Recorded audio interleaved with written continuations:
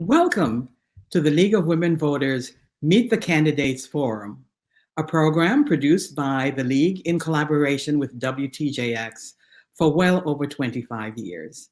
I'm Dr. Gwen-Marie Moolenaar, President of the League of Women Voters of the Virgin Islands, and I will serve as today's moderator. It is our hope that through this program, you, the voting public, will have a better understanding of the candidates for the position of senator in the 34th legislature and be able to cast an informed vote in November.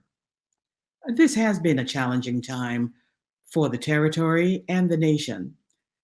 As we adapt to this pandemic and social distancing, we're going virtual with our broadcast this year.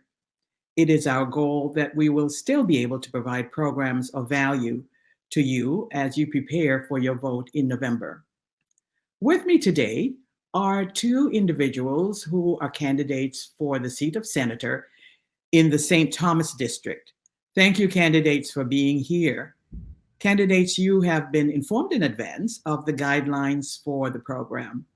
After briefly introducing yourselves, I will pose questions of timely interest, and the first responder will be rotated between you two.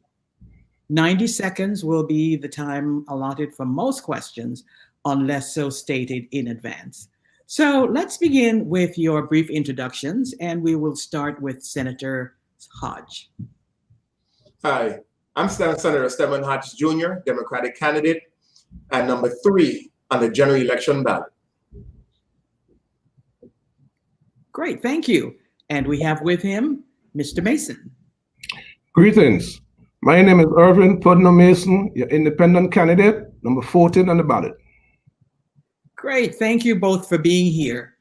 And our first question allows you to talk about yourselves and who you are and what you've been able to accomplish. And we'll start with Mr. Mason. Mr. Mason, in both the St. Thomas and the St. Croix districts, there's only one seat that has been vacated.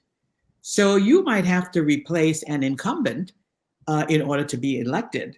So could you explain what qualities, training, experience, and expertise you have that make you best suited to fill that vacant seat or even unseat an incumbent? You have 2 minutes to talk about this.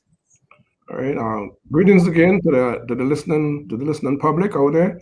As I said, my name is Irvin Mason, your independent candidate, number 14 on the ballot. I am so humbled this morning, and I want to thank the League of Women Voters for having me here this morning to put aside my thoughts, my ideas for the territory of the Virgin Islands. I was born on the island of Grenada. I'm the father of 5 boys and 1 girl. I'm married to Sandra Thomas Mason. For the past 35 years now, I have been an entrepreneur. I have my own business, a security business. I run a taxi company for VI Taxi. So I'm well-rounded in LA. Right now I work for the Virgin Islands Territorial Emergency Management, which is VITEMA. I'm the training and exercise coordinator for the past 20 years, where I provide training for all the first responders here in the territory, whereas there's weapons of mass destruction, tsunami training, hurricane training when it comes to disasters. I also am married to Sandra Thomas Mason. I'm delighted to be here to serve the public, to the interests of the people of the Virgin Islands. It's the forefront of my campaign. As like I said in my campaign, enough is enough. So we need people with strong mind, people with innovative ideas in the Senate and the Legislature to help this territory and the people of the Virgin Islands. I'm well trained. I've been a member of St. Thomas Rescue for the past couple of years, for the past maybe 15 years. We have seen a lot of disasters, a lot of injuries. So I'm committed to help people. I've done teaching to various organizations like Catholic Charities, outreach. I've done outreach to the different schools, Udera Ken, Charlotte Mali, at a little Conquering Junior High School. So I've given to the community, I've given back to the community, but my main goal is the people of this territory and the life to make it a better living for our people of this territory. Thank you very much. Thank you. Exactly on time. And to you, Senator, on St. Thomas and St. Croix, there's only one seat which has been vacated. So many of the challengers are hoping to either fill that seat or perhaps even unseat an incumbent. So, Senator Hodge, what have been your major accomplishments over the past 2 years that support your being retained in your seat as a senator? You have 2 minutes. Yes, thank you. I'm Senator Stedmann Hodge Jr. I'm passionate about what I do, what I've been doing here in the 33rd Legislature of the Virgin Islands. I want to thank my constituents and those who elected me and allowed me to come to this year's Democratic primary as well. I'm currently a veteran and member of the Virgin Islands National Guard. I hold 2 undergraduate degrees and a master's in public administration, and the emphasis is in government management. And what I found interesting in doing that major, completing that master's, is that I took government accounting, and that gave me additional insight to some of the challenges and what is not being done right within the territory. As an elected official, I have been fortunate to have passed 9 pieces of legislation. One to include the gasoline excise taxes, a resolution petitioning the governor, the delegate of Congress, to join with the 33rd Legislature in pursuit of those monies, which amounts to $4.7 billion. The delegate of Congress to date has submitted a resolution to the Ways and Means Committee in the House of Representatives to amend the Organic Act. So far, it's a move in the right direction. Hopefully, once that passes, we'll see an additional 50 to 60 million in the territory. But I won't speak too much to the legislation. I'm just glad that I have had the opportunity to serve in the 33rd Legislature, and I'm looking forward to moving on to the 34th Legislature so that we can do it together, myself, my constituent, and people of the VI territory. Thank you. Great, thank you. Well, gentlemen, in this November's election, there will be a referendum question on the ballot that asks if a convention should be held to adopt the revised Organic Act or portions of it as the constitution for the territory. What is your opinion on this referendum question? And we will start with Senator Hodge. If you could tell us what your opinion is on the referendum question that will be appearing on the ballot, and you have 90 seconds, a minute and a half to respond. As relates to the referendum question, I served as a delegate to the 5th Constitutional Convention. Unfortunately, we ran out of time. We didn't make the required amendments, but here we are today with this current referendum that was sponsored by Senator Myron D. Jackson. I am in support of the referendum. I did have a meeting with the good senator and also the Senate president, who both had legislation to address a 6th Constitutional Convention. I shared with them that it's my position to adopt the Organic Act and then 2 years after hold a convention where the necessary amendments can be made. And then ultimately after that, seek to try to determine our status, which we do not have. And even right now, if we wanted to determine our status, that would in itself would be a challenge, mainly because whether we want to be a Commonwealth, independent, or a state, we are not positioned, in my opinion, to truly make those decisions as yet. And that's based on just our infrastructure needs, lack of revenues that's coming into the territory. Thank you. Great, thank you. Mr. Mason, your opinion on the referendum question. Well, thanks for the question. I think we should have a referendum. I think we should vote on it. Adopt the Organic Act, because we in the territory, we need to know exactly what we are doing, where we stand, and what we are doing in the territory. So I think it's imperative that we as legislature look through it, make sure that it's something that we really want and really have the best interests of the people and the territory at heart. So I definitely in support of that referendum and the Organic Act as support as being part of it. So I truly think that it will work for the people of the territory and it'll be in the best interest of the people of the territory. Thank you very much. Great. Well, let me ask both of you. Do you think that you will be incorporating discussions on the referendum as part of your campaign strategies? This is not a timed response. It's just a brief discussion that I'd like to get back from you. I ask because the populace looks to the leaders for direction. And if you think it's important, they would expect you then to speak about it. Do you intend to include it as part of your campaign talk? Anyway.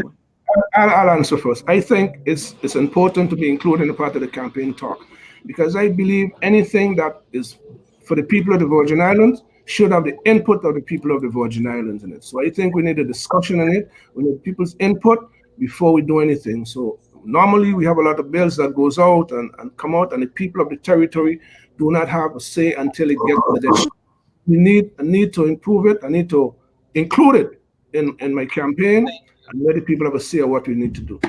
Thank you. Senator Hodge. Yes, my intention is to make it more part of my platform, and that is the intent. Additionally, once the referendum passes or is voted on favorably by the territory, that when town hall meetings are being held, that I will be there to participate. So that way, at least I can share from a first-hand perspective as a former delegate some of the challenges that we've had, some of the topics and issues that were discussed, and how that we can better prepare to guarantee that we can have a constitution that would be approved by Congress, the U.S. Senate, and the President, and come back here to the Virgin Islands to the people of the territory to be voted on favorably. Thank you, both of you. Now let's look at this. The COVID-19 pandemic has reaffirmed our fears of the territory being a one commodity economy, tourism, which makes us vulnerable economically. Can you both identify at least two industries that could diversify our economy or reduce our economic vulnerability? And then after you've identified them, could you explain what you can do as a senator to help their development? And you have 90 seconds. Senator Hodge, we begin with you. Yes. I think it's high priority to really focus on small businesses and provide certain incentives. I do have a bill request to implement a measure to implement a rental cap on commercial businesses. Any landlord that owns commercial property who offers a rate similar to that of the Virgin Islands government can receive a tax exemption on the tail end. By doing this, it would allow small business owners to spend more time on marketing, hire appropriate staff for better customer service. And that's one key area. And then at the same time, it's really just to also develop our marine industry here on a local level, whereby we can have, through legislation that I also do have, to create underwater monuments, to have a shipwreck or a dive site, to restore certain historical sites so that we have that educational piece. We have more things for students from, let's say, K3 to even K12 that will stimulate them to want to get involved in certain industries and realize and truly understand what their history is all about here in the VI territory. Thank you. Great. Thank you. Mr. Mason. All right, thanks again for that question. The COVID-19 has taught us a great deal here in the territory, that we can't be just based on tourism alone. Two of the things I really advocate for is agriculture, and as Senator Hodge said, the marine industry. We need to have agriculture put in our school system. Teach our students, teach our children how to grow crops, how to maintain the feeding of the people here in the territory. Tourism is good, but as we see in COVID-19, all the business closed, no ships coming in, no planes are flying in. So we need a good agriculture-based economy here in the territory. And if we started from the school level and have a sound, good agriculture system. The marine industry is something that is on my platform that I really, really think that we should explore. We could start bases in the school. Because if you look around here in this territory, we have different ships coming, different yachts coming. Who fixed them? What really made me get interested in marine unit when I was employed here for vying. I went out on a day sail, and everybody who is working on the ship is not from the territory. It's outsiders coming in. So if we develop our marine unit put it in the school, give our young people something to look forward to, because not every student is called out to go to college. So let's develop our marine unit. It could be used for, we could get food from the marine industry. So that is two of the things that we work on, the agriculture and the marine industry. Thank you, Mr. Mason. Well, let me ask, neither one of you mentioned two other areas that some individuals have spoken about. Do you see marijuana as contributing in a significant way as to the economy? And what about horse racing? And Mr. Mason, we'll start with you on that. Well, the marijuana cannabis bill is a very good bill. It will contribute to the territory, and I'm in favor of the marijuana bill, because it's for medicine. So, but when we create this marijuana bill, we have to make sure that it's in place so the local farmers could benefit from the marijuana bill. So we have to put things in place. We have to have good plans and good procedure to control it. So it's a very good one. So we need that. There are always other questions again, Dr. Moolenaar? The other area the people have spoken about the horse racing industry. Oh, the horse racing industry is a big industry, one of the biggest industry, because I in favor of that. I go to races every day, and the amount of people that attend this horse racing. So, and that's a form of recreation, that's a form of money coming into the territory. So we need to develop it, make sure it works. And again, we have to look out for the local people to be part of that industry. Make sure we have them, the best interest in it, because we don't want people coming from the outside and capitalize on it. We have to create plans and procedure in place so the local people could benefit from it. Great, thank you. Senator Hodge, what do you think of the marijuana industry and the horse racing industry? I think it's definitely a great move with the governor presenting that legislation. Mark Winner, the chief economist for the VI territory, he stated that based on his projections, we should see $13 million annually on a regular basis that can definitely assist the retirement system and address other issues in the territory. For the cannabis, in 2014, former Senator Janet Millen Young passed the mango bill. Under that bill was the Every Yard program, whereby every variety of mangoes could be grown in the territory. So I made an amendment to expand upon that bill to include all fruits and vegetables, to include cannabis. In dialogue that I've had, it may be difficult in terms of the regulations, but eventually I'm going to share that with a few of my colleagues, and we're actually waiting for it to come out of legal counsel to move forward. But the opportunity is there where every individual and within the territory under the Every Yard program can definitely generate their own wealth, bring the produce to the Department of Agriculture. And as my counterpart just stated, Mr. Mason, agriculture is key. So we have these many avenues to take advantage of, and it was not being done. So I'm glad to have been elected to try to make that move. As relates to horse racing, I think we have rarely failed the horsemen in the territory. The reason why, when we go into projects or a construction project, a negotiation with a private entity and the VI government, we have to have a project management plan in place and already designed. Therefore, that track should have already been up and running if everything was done based on stages or with the proper implementation. Rather than where they just took everything down, the bleachers, the concession stands, the whole 9 yards. That was a wrong way to go, in my opinion, and that's why we're in the position that we're in right now.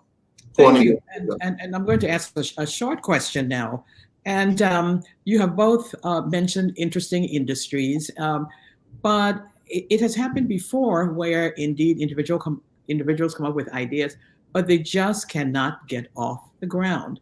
And I believe Senator Hodge began to address this, and I'll ask both of you very briefly to indicate what you can do as a senator to help people get around these hurdles that seem to be thrown their way so that we can't get these things going. Senator?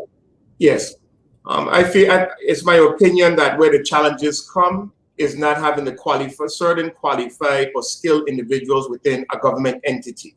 Example, a certified PMP or project manager, so that we know someone is managing these projects, making sure we have the project plans in place and that they understand the scope of the project, the schedule of the project, knowing down to the dollar how much personnel they're going to need and how they may have to make those adjustments.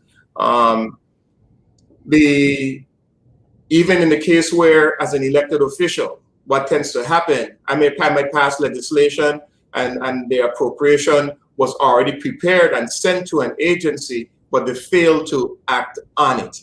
And then next thing, I'm out of office and everyone completely forgets. And a good example is right now we have $21 million for veterans here in the territory under the Housing Finance Authority, and no one knew or knows that it's there. Wow. Senator, Mr. Mason. Well, first of all, we have to start with the government agencies like property and procurement to get the process a little smoother, to make it a little easier. It's too cumbersome right now for people to get through permits. So we have to make that a little smoother, a little easier, so we could get it through. We need to work as senators. We need to take people's ideas, work with them, see what they're talking about. Because believe it, a lot of people out there have great ideas and great things that could move this territory forward. But we like to think in a silo. We think about I. We need to be inclusive of everybody. Takes everybody ideas and work it and make sure that we do it good and give the people opportunities so they could come to you and present what they have. I'm not saying that everything they have is good, but you have, because the people out there know the problems of this territory. And believe it or not, a lot of them have the solutions. We as senators, as leaders, we need to listen to them, take it to them, and implement some of the ideas. And we have to work closely with the regulating government agencies so the process could be a lot smoother and a lot easier. Thank you. Thank you. Thank you. I think both of you are in agreement on that. Great. Let's look at crime now, which has not abated, but seems to have progressed exponentially. And we continue to see young men, women, and children being killed. So we have two questions for you. The first part says, what do you see as the root causes of this epidemic of violence, the root causes? And then part B, what ideas do you have that could contribute to a lessening of this loss? And Mr. Mason, we begin with you on that, and we go back to having 90 seconds. The root cause of crime here in the territory with our young people, we need to find jobs. We need to create jobs. We need to create employment for our young people. Look, after the two hurricanes, 2017, most of our young people was employed. They was working. By the time they get home, they're too tired, they take a shower, go to bed. So we need to find programs to have our young people involved in. Give them opportunities so they could better help the communities. Because we all want to feed our families. We all want good jobs. We need to do that. These are one of the things. The crime situation here in the territory, if you look at how the legislature is made up right now, we have about 5 senators sitting there with law enforcement background. We still have a crime problem in this territory. Our senators need to work with our police department, give them the right tools, the right training, so they could combat crime. Give them the right pay, put them on the right steps. So, because we need to take care of our men, our first responders, our workers out there, and treat them right so they can go out there and do the job to protect our territory. These senators who are in there, who was part of the 33rd legislature, like I said, 5 of them with law enforcement background. And I want to know if they ever sit down and have a summit and talk about the crime and come up with a good initiative that could help solve our crime problem here in the territory. Thank you very much. Great. Senator Hodge. Yes, thank you. Root causes? Go ahead. Yes, the root cause of crime is there's a lot of contributing factors, whether it's the individual households, the educational system, etc., and identifying those young men and women who are more or less going down the wrong road, and we address it. The career and technical education program that we have here in the territory is it's a challenge. I do have a bill request. I actually have a few new revenue generators. One of them is an excursion fee, and through that excursion fee, we're going to have monies that are going to go to the territorial park system of the VI territory. And under the territorial park system, they will be able to also be able to provide assistance to the career technical education programs here in the territory. The police department in VIPD is actually also going to be receiving, I think it's 10% of those monies that are going to be coming in. So it's projected that they will receive an additional $2 million, which will go towards different resources and services or operational services that they're providing. What we specifically spoke to in the legislation is that they would have surveillance systems and surveillance centers, one in St. Croix, one within the St. Thomas and St. John district, which is a move in the right direction. We do have our challenges. Ultimately, police presence is also key to really reduce crime. I think we should go towards community police officers versus auxiliary officers. Community police officers patrol, and they do not patrol with an armed weapon, and it makes it easier for them to interact with within communities and talk to individuals and develop great relationships and mentor young men and women. So that's the short. That community policing was at one time a program of Mr. Blakey. Yes, correct. Yes, that was really very popular then. Now, I'm sure that you're both aware that across the nation there have been cries to defund the police because of their alleged cruel and inhumane treatment of citizens. Unfortunately, our local police department has a consent decree in which they have also been tasked with rectifying this particular kind of behavior. Do you think that the department should be defunded in the Virgin Islands, beginning with Senator Hodge? No, definitely not. They should not be defunded. That would really be catastrophic for us here in the territory, especially based on where crime is at this time. I've always stated that even when I campaigned before, the Department of Education and the Virgin Islands Police Department needs to be funded 100%. Without public safety, we're going to have a lot of issues in the territory. As it relates to the consent decree, I knew they did a good job. I think it was approximately 3 to 4 years ago. Certain areas that were under the consent decree were lifted. So it is a move in the right direction. What that department has been doing, but at the same time, it's having they need to have the resources, hire adequate staff, so that they can meet any of the other challenges that they have. Thank you. Great. Mr. Mason, do you think they should be defunded? No, I don't think they should be funded at all. As a matter of fact, I think the police department should get more funded, because the police department, as we say, crime is on the rise in the territory.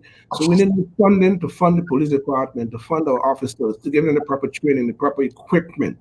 Okay, as we talked about before, back when we had a community, when we had housing police, it worked pretty well in the housing community. So I don't believe in defunding the police department.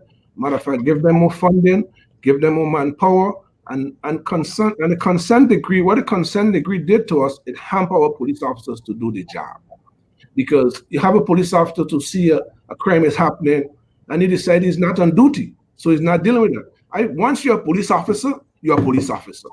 If you're driving down the street and there's a traffic accident, you're a police officer. You need to stop and take care of the traffic accident. If you see a crime happening, don't wait and call the major crime or something. You are a police officer. You need to deal with it. But what the consent decree did with us, it hampered us. Some officers, okay, I'm not taking part in this because I might do the wrong thing or write the wrong thing.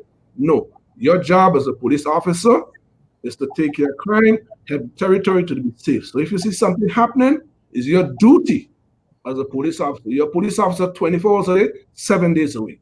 And we definitely need to fund our police officers and the police department. Thank you very much. Thank you. You're both in agreement on that point. Let's now talk about the GERS. And I'm going to give you 4 ideas. Actually, it's more or less like 3 ideas that have been put forward to raise revenues for GERs. And I'm going to ask you to rank them in terms of effectiveness, your perceived your evaluation of how effective they are. Okay, so and we'll start with you, Mr. Mason. And the first two suggestions were given by UVI Professor Gerard Emanuel, and his were that one, we consider a 14-cent tax on gasoline, that we give the 14-cent tax on gasoline to the GERS, and two, that we restructure the Diageo benefits to save ourselves more dollars. And thirdly, something that was recently done, suggestions from the governor and his team, that we seek a significant loan or refinance our debt. So how would you rate these, Mr. Mason, in terms of the amount of dollars that we can get in and long-term effectiveness? Well, I think number one, we should try to restructure the deal we have with we give it too much for little or nothing. So that's my number one. Number two is the proposal the governor has put forth. It's a proposal that we could look forward to, that we could work with here in the territory. And number three is the 14% that Dr. Emmanuel presented from the University of the Virgin Islands. So number one is Diageo. Number two is the governor's proposal, and number three is the 14%. So we need to look at all three of them, and which one is best and beneficial to the territory, which one will bring more money into the territory. But I think we give it too much in tax incentives to big businesses here in the territory, and we need to restructure that. And I think that will bring more funding into the GRS. The governor's initiative, I need to look at that some more and study some more. I'm not a financial person, but I would take some more time to look at it and go to the figures and see how it's beneficial to us here in the territory. Thank you very much. Great, thank you. Senator Hodge, what's your take on how effective the three are? The three can be very effective. The first one as it relates to the securitization that was recently passed and signed into law by the governor. 8 senators voted in favor of it, including myself. To restructure the debt is always a good thing. Right now, the bond market, even for stocks and bonds, if you had to look at American Airlines, Avis Rent-A-Car, and others, their stocks dropped significantly because of COVID-19. So if you want an opportunity to purchase stocks right now, well, they're low. This is the time. So it's good for it. At the same time, we have to look for other new ways to generate revenues, and I do have 5 new revenue generators to earmark monies to the retirement system, and hopefully I can share them today. Number 2 is for Diageo, but at the same time, I have my concerns if we wanted to restructure Diageo. The reason why, the original contract, we went into the government or the administration then went into the contract with Diageo, and that's with the expectation of certain expectations. And if we try to restructure that, some benefits that were being offered to them may not be well worth it, and they would have the opportunity to pick up and leave. So then we'll have a facility that that's still a cost to the VI territory. Right now at Diageo, you have 15 processing lines, and only one of those lines is actually being utilized. And I recently found this out within the last 2 weeks. So are we going to look at subcontracting or getting other rum companies, small companies, even here in the territory, to try to produce bulk rum or some other type of rum so that we can export to the continental US and generate additional monies through the matching fund receipts? You led right into my next question, and it is, in addition to these suggestions, and I think the points that you both made were very strong points. In addition to these suggestions, does your platform identify other ways of helping GERS? And so we start with Senator Hodge. I think you were about to go into some of that. Yes, I'm going to try to cover it in 90 seconds. I do have approximately 5 revenue generators for the retirement system. The first is But once we receive, and I'm confident about it, the gasoline excise taxes that will be returned to the territory, and once the amendment that was submitted by the delegate to Congress passes and is signed on into law by signed or amends the Organic Act, we'll be seeing between 50 to 160 million by 2024. And the bulk of that can go towards the retirement system. Additionally, I have an amendment to direct the $1 from the marine terminal fee that the Port of Authority receives, which comes to about between 2 to 2.5 million annually, and that can go to the retirement system. Also establishing an intellectual property act. Many of us are wearing the face mask. Okay, the face mask might have the American flag, or the eagle might have a flag right behind of me. So, and that mask or that flag on the mask was manufactured overseas, let's say China. Was the manufacturer an authorized agent of the VI government? The answer is no. That means we didn't even receive 5 cents or even $1. You know, so the Intellectual Property Act would protect the government's assets or intellectual property, anything that's arts, craft, music, culture that leaves the territory. That's advantageous to us, and that will generate anywhere between $6 to $10 million. I think you're absolutely correct in your assessment that it will take much more than 90 seconds for you to explain all of those, which were all I'm sorry. Suggestions. But on the campaign train, I'm sure you'll have a lot more time to explain that. So we move on to Mr. Mason. Does your platform offer some additional ideas? Yeah, well, some of the ideas I have on my platform to raise revenues for the territory. One of the things I want to advocate for here in the territory is building a good training facility for all our first responders. If we build a good training facility here, if you look at the Caribbean, and every Caribbean island has fire, police, EMS, rescue. Where does the individuals go to training? They go to train in the continental United States. So if we build a good training facility here with room on board, and we encourage people to come to the territory for training, and we charge them, they pay a fee, that will generate revenue. Even people from the continental United States, when they get called in the United States, we want to come to the territory. So, and we have the space. I don't care where you build it, St. Thomas, St. Croix, St. John, but let's build a good training facilities that could bring everyone to the territory. So that's one world goal. Another world goal, we need to look at our EDC program with all the different programs benefits that we give to the EDC. We need to cut back on that. We need to look at it and rearrange it. We need to invest more into our small businesses so they could bring revenue here into the territory, because small businesses is the foundation of any community. So these are some of the things that we want to look forward to helping our community and bringing revenues here into the territory. Great, thank you. Let's move on to education. Mr. Mason, are there any key issues in education that you would like to influence were you to become senator?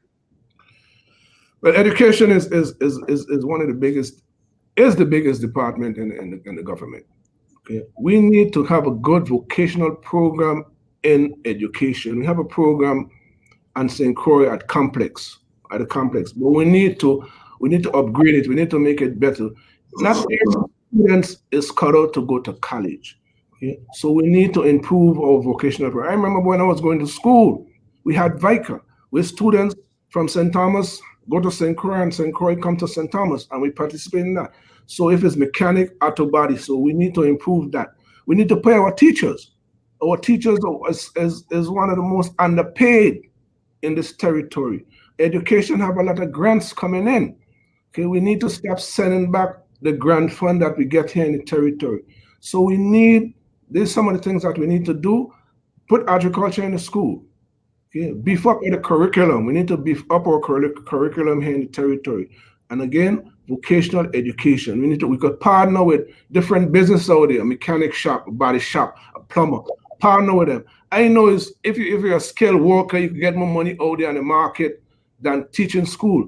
But we have a lot of people, individuals out there who is willing to come into the system and give up of the time to help our young people in this territory. So we need to get a good vocational program here in the territory. Thank you very much. Great, thank you. Senator Hodge. Are there key issues in education that you would like to address? Oh yes, I would have to admittingly say there are many. I think it's we have to. If the VI code is antiquated, there are a lot of different things we have to put in place to turn it around. Our Virgin Islands Department of Education has the only school districts in the entire country, compared to other territories and the continental US, where the Board of Education does not appoint the superintendent of schools. So when our administration changes, so does the superintendents, so does the commissioners. So I have legislation to address that. Okay, so that way the Board of Education will drive the curriculum for the here in the VI territory. I also have legislation for a master teacher program, whereby those instructors who meet the proper criteria and those instructors who go above and beyond based on community service and what they do with other nonprofits, they become your master teachers. And they're the ones that's working either part diem or part-time. And especially if they're retired, they're coming back to contribute on that per diem basis to really work with these students between K1 all the way to K8 or up to 9. But it comes down to accountability.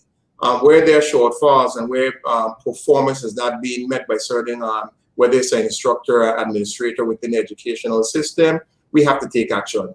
And it's not being done, and that's systematic through our government. Thank you, Senator. Okay. Clearly, you all have a lot to do on the campaign trail, a lot to talk about in the campaign trail. But let's look at another area. Are there any areas on the environment that you would like to address as a senator? Senator Hodge, we start with you on that. Environment, we have to talk about waste management. We know it's deplorable in certain areas when we see where certain bins are located at and how the collection process is being done. Waste management has truly outsourced everything.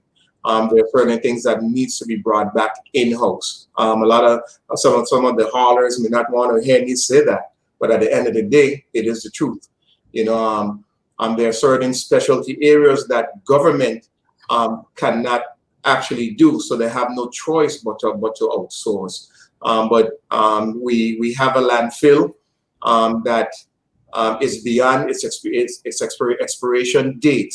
The Waste Management Authority does have a proposal to install some what you call indoor type facilities, okay, where everything will be processed inside. So if we had a natural disaster come, we won't have waste or debris going all over the place. But everything at the end of the day needs revenues. And one of the funding streams that I have is going to go to the Department of Tourism, and they would have the opportunity to support the Waste Management Authority. Great, thank you. Mr. Mason, what are your ideas on the environment that you would like to address once you become a senator? Well, once you become a senator, one of the issues we have to address, because our economy is a tourism base. And when people come into this territory, we want to see a clean environment. Waste management is something at the top of my list. We have to take care of our haulers, because if we don't pay them right, they go on strike. Couple months ago, they were hauling for the money and the garbage was just piling up. So we have to take care of that. We have to find a revenue source to take care of that. Another thing we have to do is watch out how we do permitting, how we allow people to build stuff in this territory. Every place you turn is a gas station. Okay, you put the gas station right on the highway right next to our gut. If something falls, it run right down into the mangrove. We have to stop destroying our mangrove. Our mangrove is a sense of protection in any type of natural disasters. So we have to work with DPNR and our permitting, how we zone stuff in this territory, and not every good thing is good for the territory. So again, waste management is on the top of my priorities. We have to take care of our haulers. We have to fund waste management with the proper funding, because our economy is based on tourism. You don't want to go to a place where the place is filthy and nasty. So we need to take care of that. So we want good control from waste management, good enforcement with waste management. Thank you very much.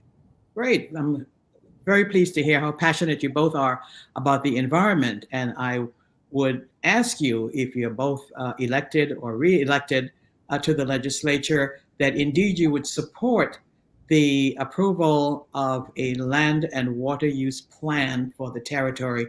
This been in as part of the League's question bank for the past 25 years. We have been asking the same question: when are we going to get a land and water use plan? And these issues would be just addressed by the issues that you brought up, Mr. Mason, and you, Senator Hodge, have both brought up. I have to ask this question, as I promised a particular group in our community that I would ask. And it is that one of the groups in our community that is continually underserved by most elected officials is the disabled. What do you know about their needs, and what can you do as a senator to address those needs? And I believe the last person who spoke was Mr. Mason, so you are first this time, and we will have 60 seconds for that. Well, the disabled community is a community that's forgotten, especially in emergency time, especially when we have a natural disaster or any type of disaster come to the territory. We need to look out for disabled. We need to make sure that they have the proper equipment, the proper tools, so that we can respond to them. They need to collaborate with the first responders in the territory. If something happens, we need to know where they are, what the challenges are. If we go into a house that the person can't hear or the person can't see. So we need to create a database where we know we have our disabled, where disabled people population is located at, and how we could better serve them. We also need to train our first responders to deal with the disabled. Because you might go to an event or something might happen, and you think it's a normal person you're dealing with, but this person has a disability. So we need to educate the public, educate the general public, how important, how fragile this disabled community is. And that's something that is passionate to me. I've worked with them, I've seen them, I see the challenges. So I'll definitely put this on the front burner once I get into the legislature. Thank you, Mr. Mason. Senator Hodge. Yes, my oldest son has cerebral palsy. And he was the main reason why I ran for the Senate, because of the lack of services that we have here in the territory. Upon being elected, I hired Rafi Croix, who's my public relations manager here, or representative here in my office. And he has a disability. Outside of that, we just were able to finally get legislation and send it. It was sent to the Finance Committee. So we should be hearing between now and October, it should come forth, whereby we're offering an exemption to business owners that hires persons with disabilities in their workplace. Most persons with disabilities, they want to work and they're willing to work, but they're not given that opportunity. So hopefully this incentive will help. I've been active in the community. I'm the former president and now a board member with NAMI, the National Alliance on Mental Illness, here in the St. Thomas St. John district. So I'm passionate and very familiar with working with persons with disabilities, and will continue to do this once elected within the 34th legislature of the Virgin Islands. Thank you. Great, thank you. And I'm sure the community would be very, very happy to hear the responses that you both have made. Let me ask, as we're coming down close to the end of our program, are there any areas that we have not discussed, or areas that you would like to expand on further as we come to the end of our program? And Senator Hodge, I believe this is your turn to talk first. Yes, I want to speak briefly on the 8% return to those government employees that were affected a number of years ago. I do have a bill to address it and return it to those employees. The additional funding in the initial funding source was coming from the environmental impact fee. It was former Governor Mappis who actually had that legislation, but nothing really, there was no movement. So I added a second funding source, which was the Internal Revenue Matching Fund. And what I'm looking forward to is that once COVID-19 passes, we're going to be able to move forward and get that return to those individuals. And I might be able to also add one of the current funding sources to support that as well. And that's a short spill. I'm really just looking forward to working in the 34th legislature so that I continue to work on behalf of the people of the VA territory so that we can get a whole lot accomplished. Thank you. Great. Mr. Mason, any areas that we have not discussed that you would like to bring up or something you wanted to expand on? Well, one of the things that is dear and passionate to me is mental health. How we treat our mental health people, individuals here in the territory. We need a good facility, a mental health facility here in the territory to take care of a mentally ill patient. They are part of this territory. They are individuals that we need to take care of. So at any time, especially with what's going on in the world today with COVID and the hurricanes, at any day, any one of us could have a mental breakdown. So we need to look out for a mental health population. Okay, we have to talk to our first responders. How do you, when you encounter somebody with mental health, how do you deal with them? Do they have the proper training to deal with them? Do we have the proper facilities to put them? The best time when we pick up a mental health patient off the street, the best time to get treatment is when you put them in the prison, because they have a doctor to see them. They have some medicine, but there is no follow-up after that. We need follow-up. We need to look out for the mental health patients, the mental health people in this territory. And that's very passionate to me. And once elected to the 34th Legislature of the Virgin Islands, our mental health population have an advocate for them within the legislature. I'm sure that they would be happy to hear both of your comments. Great. Well, we've come to the point now where we can have both of you to make your closing statements. And who made the opening statement first? Was it Mr. Mason, you made your statement first? Yes. Okay, so Senator Hodge, you can make your closing statement now. Yes. I'd like to thank the League of Women Voters, also to candidate Irvin Mason for being on this forum. I think it was very productive. I'd also like to thank those that elected me in the 33rd Legislature of the Virgin Islands. And hopefully I'll have your vote and your vote of confidence so that we can move forward to the 34th Legislature and I can continue my good work towards restoring confidence, pride, and hope for all Virgin Islanders. So on November 3rd, vote number 3, vote for steady Senator Stedmann Hodge Jr. Thank you. Great. And Mr. Mason. First of all, let me thank the League of Women Voters for having this forum, WTJX for putting it on. I want to thank you, and I want to thank the listening public out there for listening and tuning in.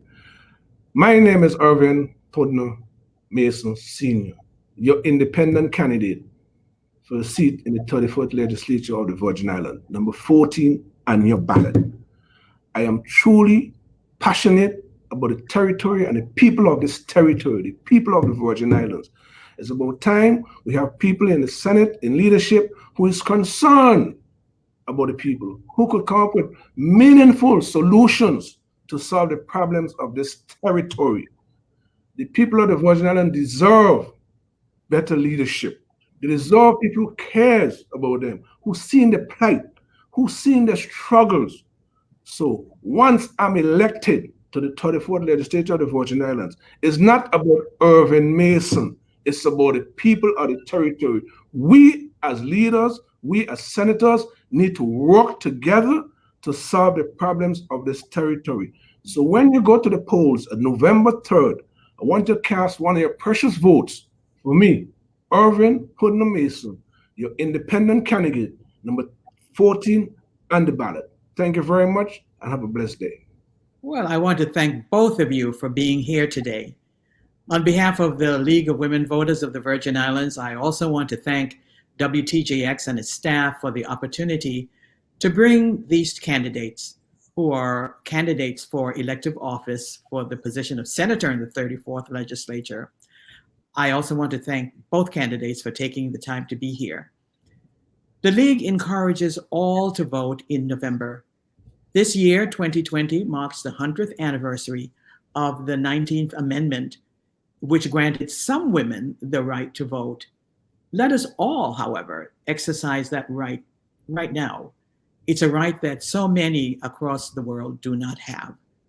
Also remember that this year there will be a referendum question on the ballot having to do with the Constitution for the Virgin Islands. Look for the announcements of the League's education program on the referendum right here on WTJX. And also do visit the League's website at WTJX at www.lwv.org. This is Gwen-Marie Moolenaar for the League of Women Voters. I want to thank you for watching and remind you to vote.